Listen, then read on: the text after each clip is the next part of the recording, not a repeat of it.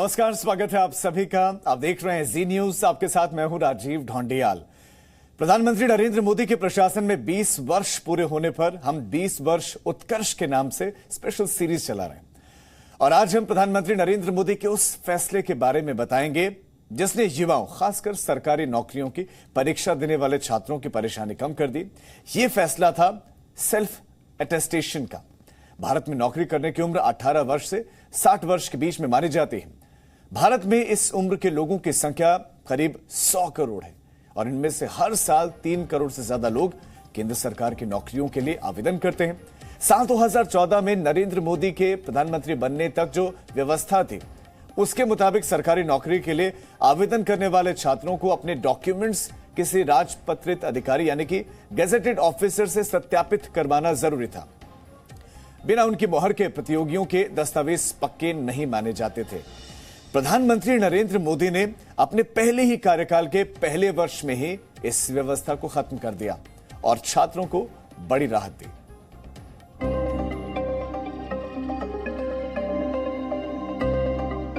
प्रतियोगी परीक्षा का फॉर्म भरने के दौरान एक गेजेटेड ऑफिसर से साइन के बदले ताना सुनने वाले पटना के ब्रजेश रंजन अंग्रेजों के जमाने से चले आ रहे उस कानून के भुक्तभोगी रहे हैं जिन्हें प्रधानमंत्री नरेंद्र मोदी ने वर्ष 2014 में हटा दिया।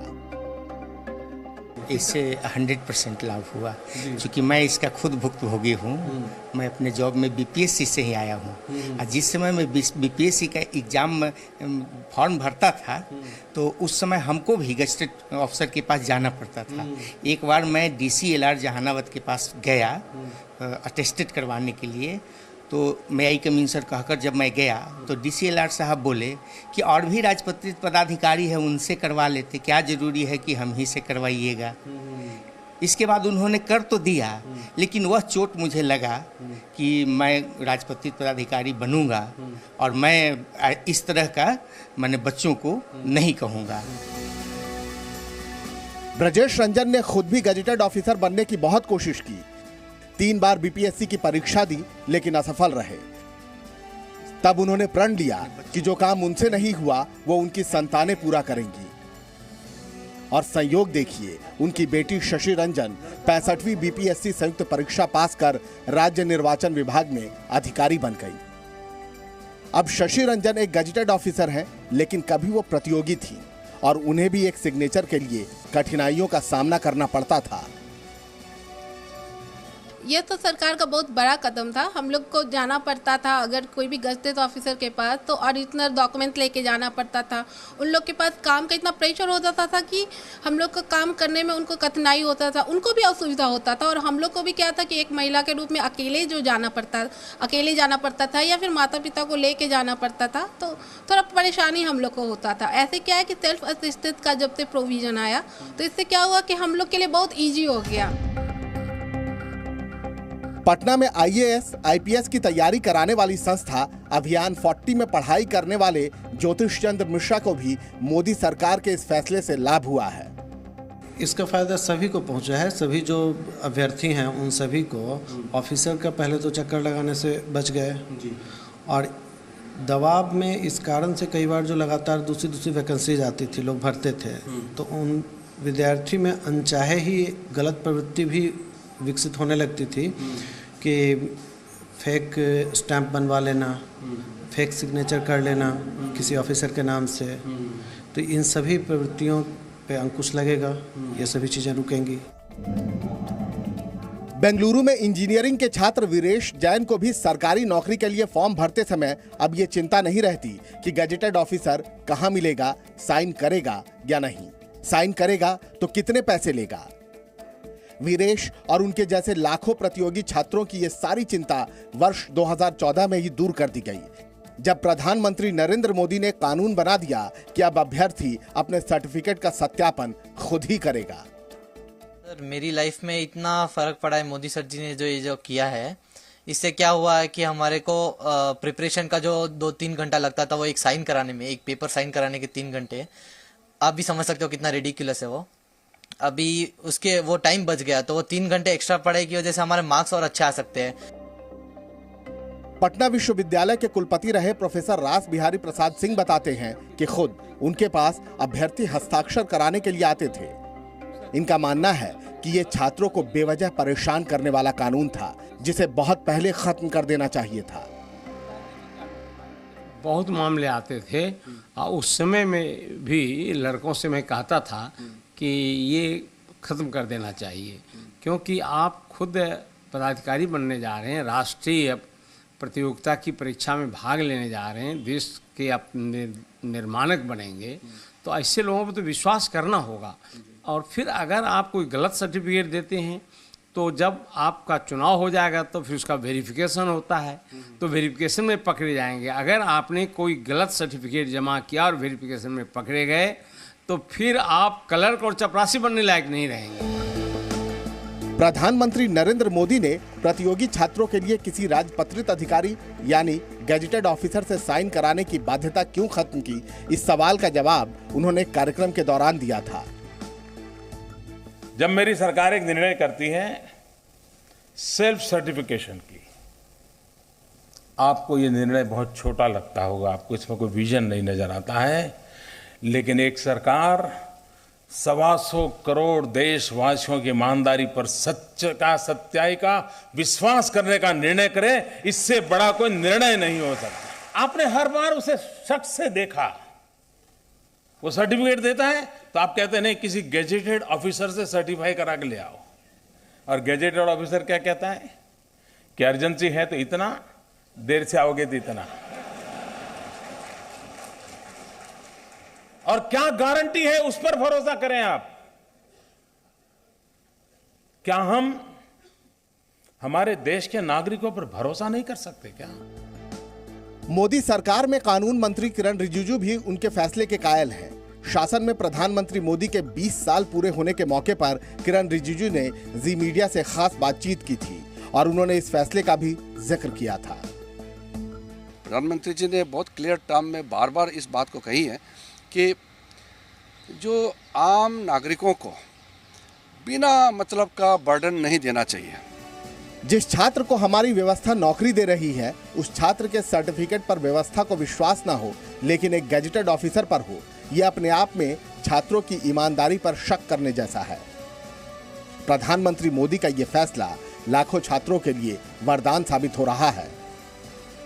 पटना से ब्रजेश मिश्रा और बेंगलुरु से जयपाल शर्मा के साथ ब्यूरो रिपोर्ट, जी मीडिया। और अब हम बात करेंगे प्रधानमंत्री नरेंद्र मोदी के उस फैसले की जिसने उन शरणार्थियों को नागरिकता की ताकत दी है जिन्हें पड़ोसी देश पाकिस्तान, बांग्लादेश और अफगानिस्तान में अल्पसंख्यक होने की सजा मिली, जिन्हें गैर मुस्लिम होने की वजह से सताया गया और अपना परिवार, अपना घर, अपना मुल्क छोड़कर भारत आना पड़ा।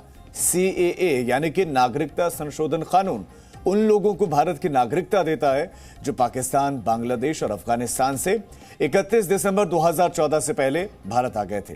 ये वो लोग हैं जो धार्मिक आधार पर अत्याचार की वजह से उसका शिकार हुए थे और भारत आ गए थे। इनमें हिंदू, ईसाई, सिख, पारसी, जैन और बौद्ध धर्म के लोग शामिल हैं। माना जाता है कि इस कानून से भारत में रह रहे करीब 2 करोड़ शरणार्थियों को भारत की नागरिकता मिल जाएगी। ये कानून 10 जनवरी 2020 से प्रभावी हुआ। CAA का उद्देश्य बांग्लादेश, अफगानिस्तान और पाकिस्तान के 6 अल्पसंख्यक समुदायों हिंदू, बौद्ध, जैन, पारसी, ईसाई और सिख समुदाय से संबंध रखने वाले लोगों को भारतीय नागरिकता देना है।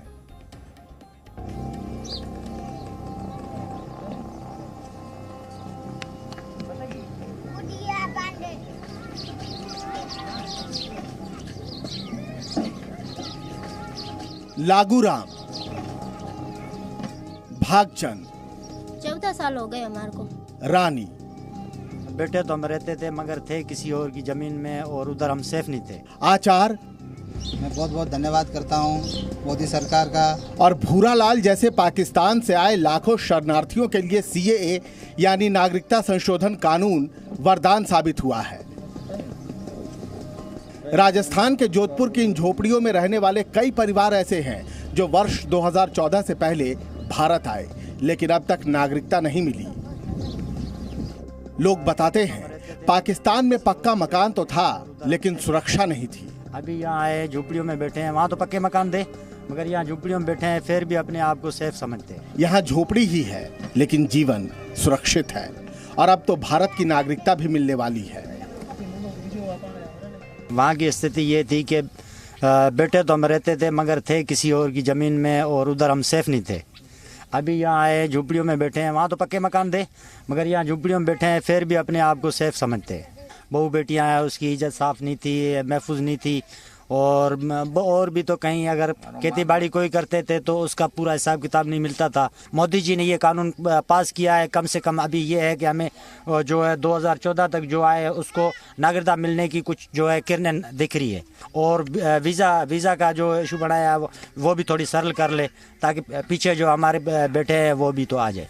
पाकिस्तान में तो ऐसे कुछ नहीं, घर पे बैठे रहते थे। जो जेंट्स है वो खेती बाड़ी का काम करते थे और यहाँ पे आए थे। यहाँ तो बहुत अच्छा लग रहा है हमारे को। वहाँ के हालात सही नहीं थे इसलिए हम यहाँ पे आए। लेडीज़ और सेफ नहीं थे वहाँ पे, बस यही था। और यहाँ पे खुल के जी सकती है लेडीज़। 14 साल से रह रहे हैं यहाँ, कोई नागरिकता मिले नहीं है और अब बोल रहे हैं कि मिलने वाली है। ये लोग पाकिस्तान छोड़कर सिर्फ इसलिए भारत आए क्योंकि वहाँ उन्हें हिंदू होने की सजा दी जाती थी, अत्याचार किया जाता था, हमले किए जाते थे।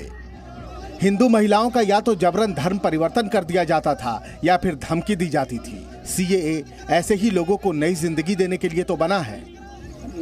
ये भागचंद है, समाज सेवी है।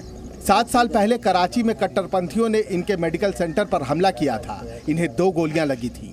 उसके बाद ये जान बचाकर वहां से जोधपुर आ गए। अब भारत की नागरिकता मिलने का इंतजार कर रहे हैं। जैसे सीए लागू हुआ है तो मैं भी यही उम्मीद करता हूं कि जल्द से जल्द सीए लागू हो जाए और वैसे पुराने हिसाब से 1955 के जो एक्ट के हिसाब से जो हमें नागरिकता मिल रही है, एक साल 7 साल का ड्यूरेशन है, दूसरा 12 साल का। तो अगले महीने बिल्कुल ही जो है यहाँ आदेश आ गए हैं। अगले महीने में कैंप लगने जा रहा है, महीने 1.5 के लिए। और जिस लोगों की जो जैसे मैं 2014 में आया हूँ तो मैं भी उसी कैटेगरी में आता हूँ। तो मैं उम्मीद करता हूँ कि ऐसे काफ़ी लोग हैं जिनको राहत मिलेगी।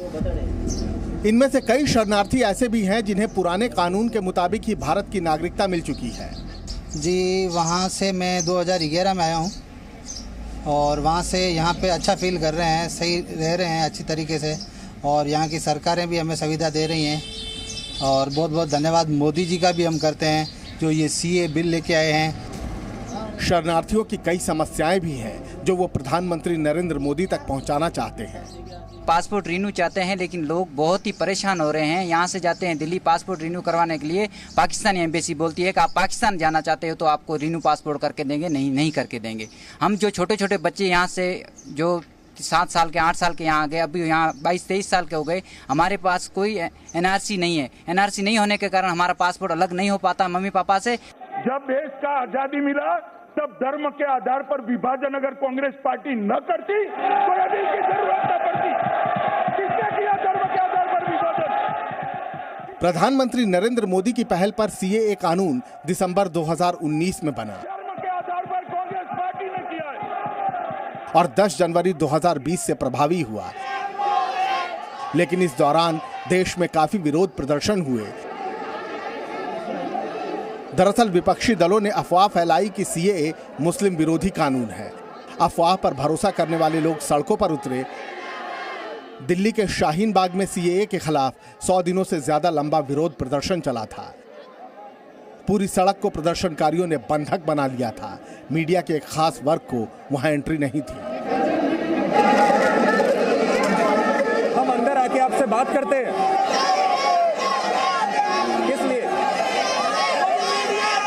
कह रहे हैं कि हम ना इनके पक्ष में है ना हम इनके विपक्ष में है। लेकिन अगर दूसरा पक्ष कोई लेकर आया है और उसको ना अंदर आने दिया जाए, ये फिर किस तरह का लोकतंत्र है? ऐसा लग रहा है जैसे हम कोई बाहर के लोग हैं। ये देश की राजधानी है दिल्ली, लोकतंत्र है। सोचिए एक ऐसी जगह जहां पुलिस नहीं जा सकती। वैसे तो हमने ये सुना था कि हर शहर में एक ऐसी जगह होती है, इलाका होता है जहाँ पुलिस भी नहीं जा सकती। आप माहौल देखिए कि किस तरह का माहौल यहाँ पर हुआ है। कैसे ये लोग हमारे खिलाफ एक ह्यूमन चेन बना के खड़े हो गए हैं और हमारा ही विरोध कर रहे हैं, जबकि हम मीडिया से हैं। हम जानना चाहते हैं आपको आज़ादी किससे चाहिए? अरे आपको आज़ादी किससे चाहिए? किससे आजादी चाहिए आपको?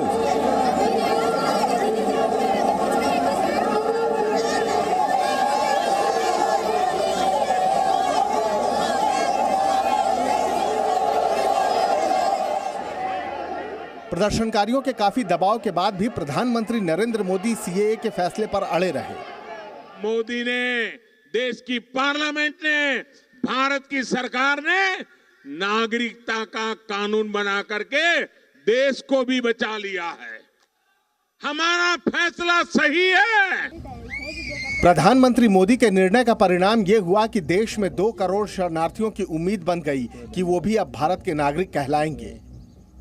ब्यूरो रिपोर्ट, जी मीडिया।